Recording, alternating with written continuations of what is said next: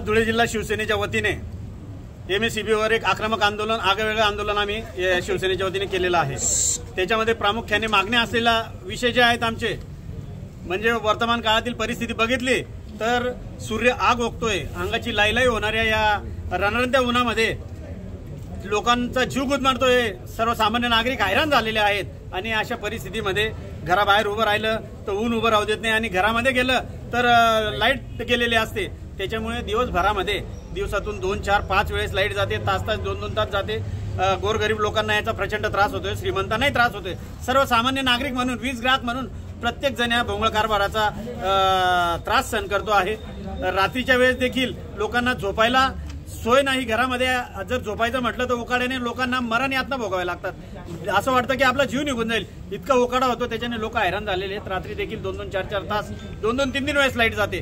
त्याच्यामुळे या भोंगळ कारभाराविरोधामध्ये आम्ही आज शिवसेनेच्या वतीने आंदोलन करण्यासाठी इथे आलेलो आहोत। आमच्या आंदोलनाचं टायटलच आज चला झोपायला MSEBीला असं टायटल घेऊन आणि आम्ही आज इथे आलेलो आहोत। याच्यामध्ये जे महावितरण कंपनीचे विविध विभाग आहेत शहरातील, त्या विभागांमधले अधिकारी लाईट गेल्यानंतर नागरिक जर त्या अधिकाऱ्यांना फोन करतात तर ते फोन एक तर बाजूला ठेवलेले असतात किंवा ते फोन उचलत नाही आणि एखाद्या वेळेस चुकून उचलला तर नागरिकांची आरेरावी केली जाते।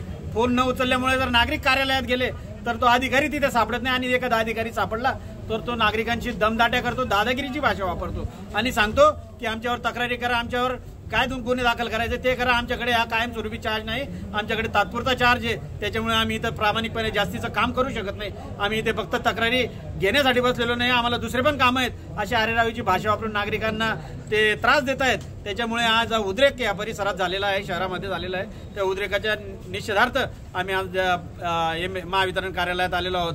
गेल्या 2-4 दिवसामध्ये शहराच्या विविध भागामध्ये विजेचा जो दाब आहे तो कमी जास्त प्रमाणात झाल्यामुळे अनेक नागरिकांचे लाखो रुपयाच्या गृहोपयोगी वस्तू, ज्याच्यामध्ये टीव्ही असेल, फ्रीज असेल, AC असेल, कूलर असेल, लाईट असतील, पंखे असतील, असे जळालेले आहेत आणि उडालेले आहेत। त्याच्यामुळे त्या भागामध्ये जाऊन नागरिकांनी अर्ज करा, नागरिकांच्या त्या भागातून MSEBीने, महावितरणने पंचनामा केला पाहिजे, अशी देखील एक प्रमुख मागणी आमची या निवेदनात होती।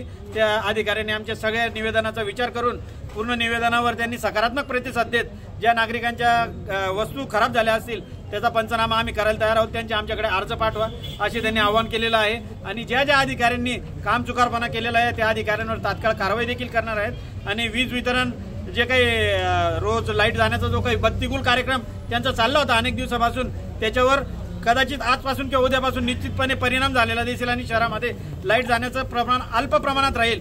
टेक्निकल अडचण आली तरच लाईट जातील असा देखील त्यांनी आम्हाला शब्द दिलेला आहे। त्याच्यामुळे आमचं हे चला झोपायला MSEBी ऑफिसला हे आंदोलन आज प्रचंड प्रमाणामध्ये यशस्वी झाले। नागरिकांना सोबत होऊन केलेलं आंदोलन हे शिवसेनेचं एक यश आज इथे म्हटलं पाहिजे।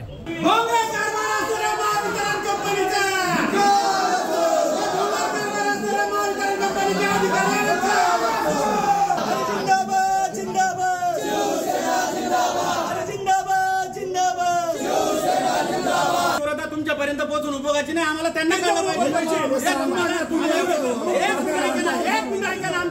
अंगाची लाईलाई होते, रणरणत्या उन्हामध्ये उकाड्यापासून जनता हैराण झालेली आहे। तुमच्या महावितरणचा जो कारभार आहे अतिशय भोंगळ पद्धतीने चाललेला आहे। झाडाचे पानं जरी आणले तरी तुम्ही लाईट बंद करून टाकता, दिवसातून 2-2, 4-4 वेळेस लाईट जाते।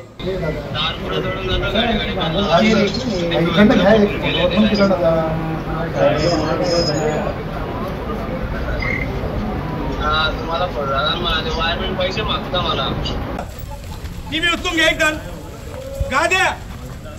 गाद्या उचलून घ्या आणि लोड बिल बाकीचे घ्या, बाकी इथे राहू द्या।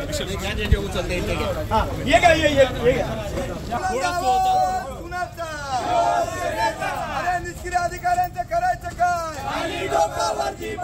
निष्क्रिय अधिकाऱ्यांचं करायचं काय? चला झोपायला,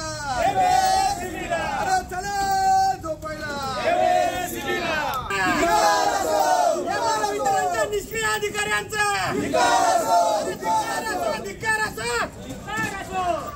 अरे बुलंद आवाज कुणाचा?